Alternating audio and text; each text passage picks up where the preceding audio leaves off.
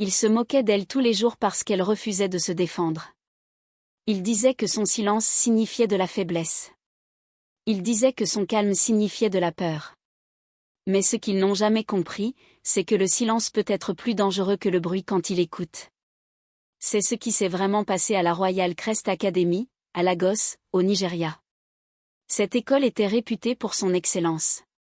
Les grands bâtiments crème de l'établissement se dressaient fièrement derrière des grilles en fer, et les parents se vantaient d'y envoyer leurs filles. Mais à l'intérieur de ces salles de classe impeccables, quelque chose de plus sombre existait. Le harcèlement ne criait pas. Il murmurait, il souriait, il portait des chaussures coûteuses et parlait un anglais parfait. C'est ainsi qu'Amara Okwa est devenue invisible. Amara n'était pas pauvre.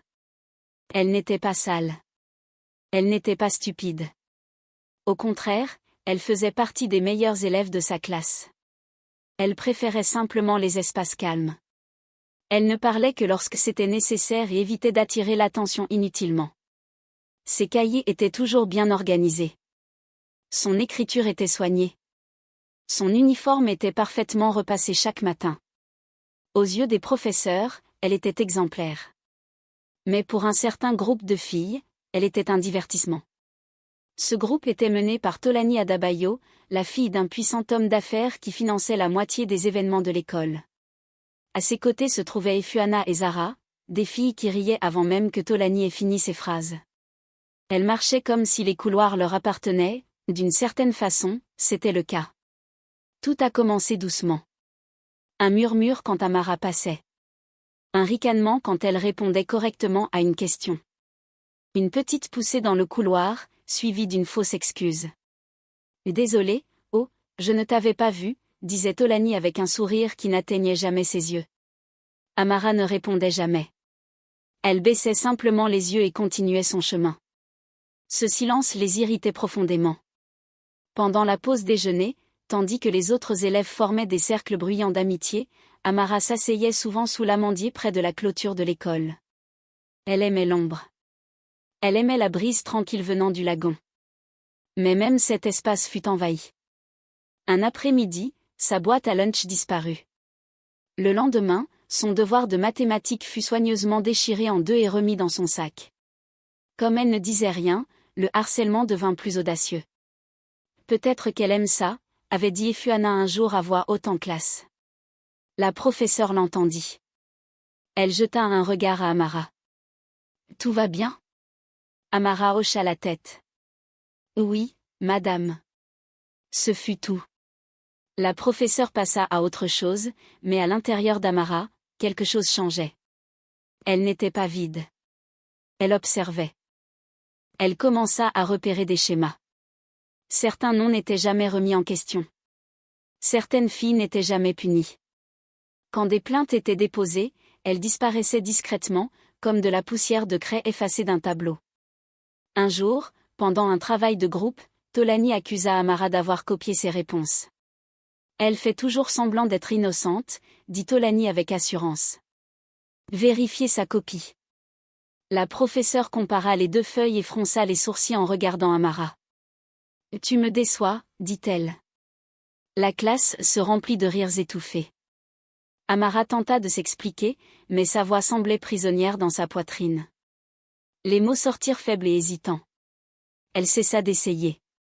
Cet après-midi-là, elle s'enferma dans les toilettes et fixa son reflet. Des larmes coulèrent en silence, mais son visage resta calme. Ce n'était pas la punition qui faisait mal. C'était l'injustice. Et ce fut à cet instant qu'Amara prit une décision. Elle resterait silencieuse. Mais cette fois, son silence serait délibéré. Après ce jour, Amara écouta plus attentivement que jamais. Elle remarqua comment Tolani se vantait des relations de son père. Elle remarqua comment Zara avait murmuré un jour « Il ne peut rien nous arriver ici ». Elle remarqua comment certains professeurs évitaient les confrontations avec certains parents. Un soir après les cours, Amara resta pour finir de copier des notes de chimie. La plupart des élèves étaient partis. La salle était presque vide. Alors qu'elle rangeait son sac, elle entendit des voix à travers la fenêtre entr'ouverte. Tolani et Efuana. Elle riait. Ma mère a déjà parlé au directeur, dit Tolani. Même si quelqu'un se plaint, ça ne changera rien. Et cette fille silencieuse? La voix de Zara se joignit, elle n'osera pas, elle rire encore. Amara resta immobile, le cœur battant. Voilà donc ce que c'était, la protection. Ce soir-là, chez elle à Surulré, tandis que les générateurs bourdonnaient dehors et que les lumières de la ville clignotaient, Amara repassa chaque mot dans sa tête. Elle comprit que le problème était plus grand que le harcèlement. C'était le pouvoir qui protégeait la cruauté. Le lendemain, un événement inattendu se produisit. Dans la bibliothèque de l'école, Amara trouva un petit carnet noir oublié sur une table. Il appartenait à Zara. Elle reconnut immédiatement l'écriture. Elle aurait dû le rendre. Au lieu de cela, la curiosité guida ses doigts. À l'intérieur, il y avait des noms, des dates, de courtes notes. Certaines entrées parlaient de « donner une leçon » à quelqu'un. D'autres mentionnaient des menaces. Il y avait des références à des professeurs, à de l'argent, à la gestion de « problèmes ». Le souffle d'Amara se coupa. C'était une preuve, pas seulement de harcèlement, mais d'un système. Elle glissa rapidement le carnet dans son sac, les mains tremblantes. Chez elle, elle ferma sa porte à clé et lut chaque page lentement. Plusieurs noms d'élèves revenaient souvent. Certains incidents, elle s'en souvenait parfaitement, des plaintes qui avaient disparu, des larmes qui avaient été ignorées. Elle ressentit de la peur, mais aussi de la clarté. Les harceleurs pensaient que le silence signifiait la défaite. Ils se trompaient. La semaine suivante, le harcèlement devint plus tranchant. « Fais attention », murmura Tolani en passant près d'elle dans le couloir. « Certains secrets sont dangereux », ajouta Zara avec un sourire narquois. Amara sentit l'avertissement dans leur ton. Elle sentait que quelque chose avait changé. Cette même semaine, une élève plus jeune nommée Chidinma s'approcha d'Amara près des toilettes. Sa voix tremblait, « Elles me font la même chose. » Puis elle s'éloigna rapidement. Amara resta figée. Elle n'était pas seule.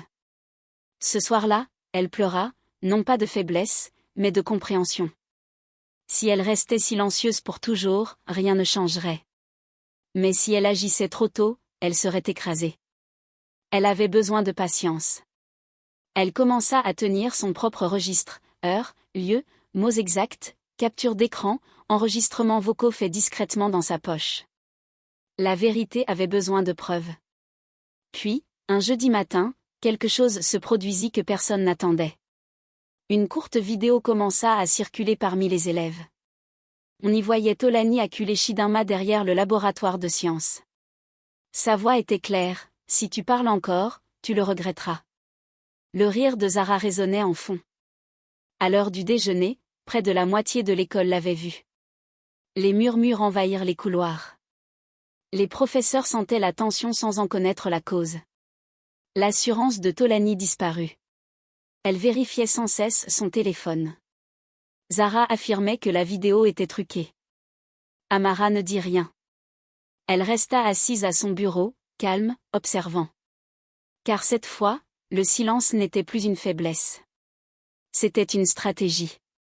Et ce n'était que le début. Le lendemain matin, la Royal Crest Academy n'était plus la même. Les élèves se regroupaient en petits cercles, téléphones cachés derrière les manuels. Les murmures se propageaient plus vite que le mal ne l'avait jamais fait. La vidéo était courte, mais claire, la voix de Tolani, le rire de Zara, le visage effrayé de Chidinma. Pour la première fois, la peur changea de camp. L'administration ne put l'ignorer. Les parents commencèrent à appeler. Certains exigeaient des explications. D'autres exigeaient des mesures. La directrice, Madame Affléan, annonça une assemblée d'urgence. Tolani se tenait les bras croisés, feignant l'assurance. Tolani gardait le menton haut, mais ses doigts tremblaient légèrement. Zara évitait tout contact visuel. Amara se tenait au milieu de la rangée, silencieuse comme toujours. La voix de la directrice résonna dans le hall, « Nous sommes au courant d'une vidéo qui circule parmi les élèves. Une enquête est en cours. Toute forme de harcèlement est intolérable. » Les mots paraissaient forts. Mais cette fois, ils étaient soutenus par une pression réelle. À midi, les professeurs commencèrent à interroger les élèves en privé. Au début, la plupart hésitaient. Personne ne voulait devenir la prochaine cible. Puis, quelque chose d'inattendu se produisit, Chidinma parla. Sa voix tremblait, mais elle parla. Elle décrivit des mois de menaces, des poussées contre les casiers, des avertissements de ne rien rapporter. Et elle ajouta une chose, Amara n'était pas là. La salle devint silencieuse. Peu après, 2 autres filles de classes différentes se manifestèrent. Leurs récits concordaient, même lieu, même ton, même rire en fond. Des schémas émergèrent. D'anciennes plaintes furent rouvertes. Des dossiers furent vérifiés. Certains avaient été classés, résolus, sans véritable enquête. Les dates correspondaient de façon troublante aux entrées du carnet de Zara. Pendant ce temps, Tolani et ses amis élaborèrent leur propre plan, accusés Amara. Des rumeurs se répandirent comme une traînée de poudre. C'est elle qui l'a enregistré. Elle l'a monté. Elle a toujours été jalouse. Amara entendit tout. Elle ne se défendit pas. Elle n'argumenta pas. Elle attendit, car elle savait quelque chose qu'elles ignoraient, la vidéo originale ne venait pas d'elle. Elle provenait du cousin de Chidinma, qui fréquentait un lycée de garçons voisins et se trouvait là ce jour-là par hasard. Il avait filmé la scène de loin pour protéger sa cousine. La vérité avait des témoins.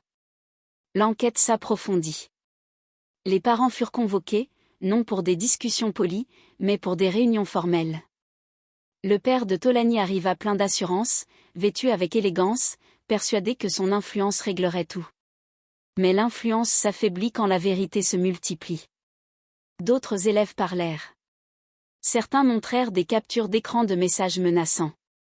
D'autres partagèrent des enregistrements audio. Les murs qui protégeaient les harceleurs commencèrent à s'effondrer. Puis le carnet apparut. Amara ne le diffusa pas publiquement.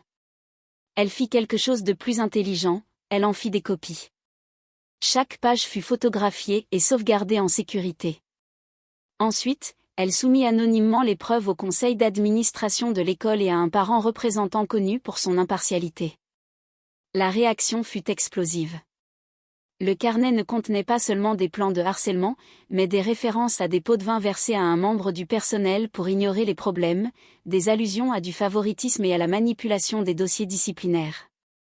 Ce n'était plus un simple conflit entre élèves.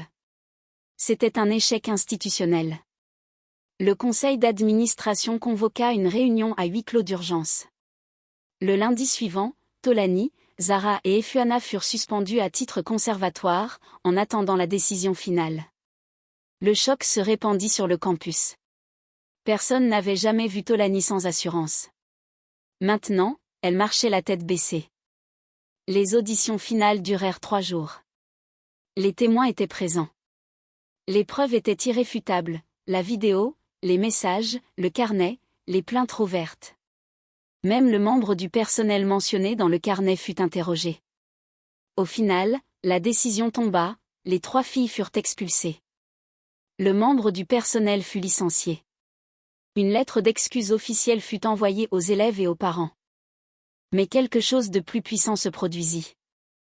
L'école annonça publiquement la mise en place d'un nouveau système de signalement anonyme, supervisé par un organisme indépendant. Des conseillers extérieurs furent introduits. Les professeurs furent formés à nouveau. Pour la première fois, le silence n'était plus considéré comme de la paix. Il était considéré comme un signal. Tout au long de cette affaire, le nom d'Amara ne fut jamais publiquement associé aux preuves. Elle choisit la protection plutôt que la reconnaissance. Un après-midi, Madame Affléan la fit venir en privé. « Tu as fait preuve d'un sang-froid remarquable », dit doucement la directrice. Parfois, la force ne crie pas, Amara hocha simplement la tête. Elle n'avait pas besoin d'applaudissements. Elle avait besoin de sécurité. Les jours passèrent. L'atmosphère changea. Les élèves marchaient plus librement. Les rires sonnaient plus légers, moins tranchants, moins cruels. Chidinma commença à s'asseoir à côté d'Amara pendant le déjeuner. Lentement, d'autres se joignirent à elle. Non parce qu'Amara réclamait l'attention, mais parce que le respect avait remplacé la moquerie. Un après-midi sous l'amandier, Chidinma la regarda et dit « Je pensais que rester silencieuse signifiait avoir peur. Amara sourit doucement. Parfois, répondit-elle, les gens calmes sont simplement en train d'écouter. La nouvelle de l'expulsion se répandit au-delà de l'école. Certains parents saluèrent la décision. D'autres la critiquèrent. Le père de Tolani tenta de contester la décision en justice, mais les preuves étaient accablantes. Pour une fois, le pouvoir ne put effacer la vérité.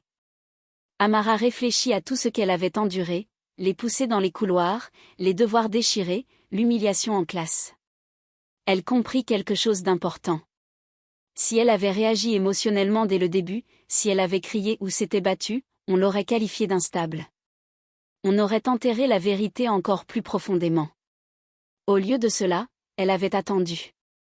Elle avait observé. Elle avait documenté. Et quand le moment fut venu, elle laissa la vérité se dresser seule. Les harceleurs pensaient avoir choisi la cible la plus faible. En réalité, ils avaient choisi la plus patiente. Des mois plus tard, la Royal Crest Academy était différente, plus sûre, pas parfaite, mais consciente. Les élèves signalaient les problèmes plus tôt. Les professeurs prêtaient attention. Les parents posaient plus de questions. Et Amara? Elle restait la même, silencieuse, concentrée, calme, mais plus jamais invisible. Car le respect est plus fort que la peur. Un soir, alors que le soleil se couchait sur la Gausse et que la circulation emplissait les rues de son bruit familier, Amara s'assit près de sa fenêtre et pensa à tout ce qui avait changé. Elle comprit quelque chose de profond, le silence n'est pas une capitulation. Le silence peut être une préparation. Et parfois, la personne la plus silencieuse de la pièce est celle qui change tout. Cette histoire porte une vérité simple, ne prenez jamais le calme pour de la faiblesse. Ne supposez jamais qu'un élève discret est impuissant. Car quand la patience rencontre l'épreuve et que la vérité trouve du courage, même les boucliers les plus solides d'influence s'effondrent. Et parfois, ceux qui ne crient jamais sont ceux qui ont l'impact le plus fort. Les harceleurs se croyaient intouchables. Ils pensaient que le silence signifiait la peur. Ils se trompaient. Ils avaient choisi la mauvaise fille, et la vérité avait choisi le bon moment. J'espère que vous avez aimé cette histoire. Si c'est le cas, n'oubliez pas de liker cette vidéo et de vous abonner à la chaîne pour d'autres récits intéressants et captivants. Mais quelque chose de plus puissant se produisit. L'école annonça publiquement la mise en place d'un nouveau système de signalement anonyme, supervisé par un organisme indépendant. Des conseillers extérieurs furent introduits. Les professeurs furent formés à nouveau.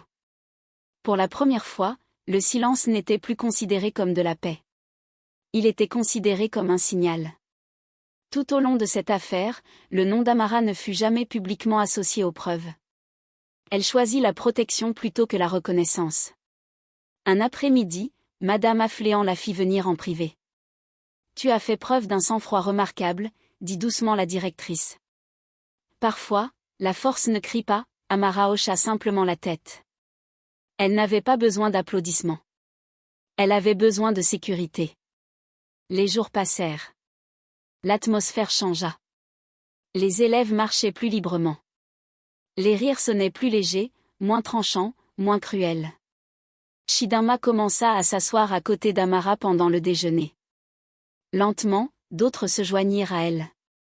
Non parce qu'Amara réclamait l'attention, mais parce que le respect avait remplacé la moquerie. Un après-midi sous l'amandier, Chidinma la regarda et dit « Je pensais que rester silencieuse signifiait avoir peur. » Amara sourit doucement. Parfois, répondit-elle, les gens calmes sont simplement en train d'écouter. La nouvelle de l'expulsion se répandit au-delà de l'école. Certains parents saluèrent la décision. D'autres la critiquèrent. Le père de Tolani tenta de contester la décision en justice, mais les preuves étaient accablantes.